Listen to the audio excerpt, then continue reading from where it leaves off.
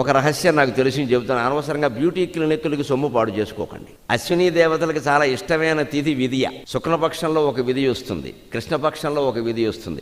వ్యాసభారతం అరణ్య పర్వంలో ఈ మధ్యనే చదివా, మీకు చెప్పేస్తున్నాను, ఉపయోగపడుతుంది. నాకు అవసరం లేదు దాంతో. నెలకు 2 విధియలు చెప్పిన ప్రతి విధియ నాడు అన్నం మానేసి కేవలం పిండి, పూర్వకాలం ఆడవాళ్ళు పెద్దవాళ్ళు తినేవాళ్ళు పిండి అని, ఉప్పుడు పిండి.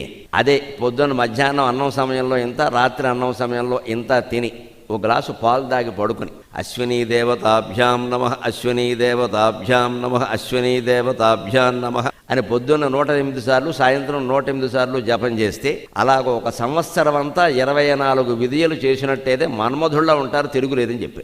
ఓపుకుంటే ప్రయత్నం చేసుకో. ఉపాయాలు ఉన్నాయి, మంత్రాల ప్రకారం కూడా, శాస్త్రాల ప్రకారం కూడా ఉపాయం. ఇంత తగలబెట్టక్కర్లేదు. ఇక్కడ వేలు అయిపోతున్నాయి. ఇవాళ ఇంటి బడ్జెట్లో సౌందర్యం అనేది ఒక ప్రధాన బడ్జెట్. ఇదివరకు ఆడాళ్ళకు ఉండేది ఈ జబ్బు, కర్మ కొద్దీ ఇప్పుడు మగాళ్ళకు కూడా వచ్చింది.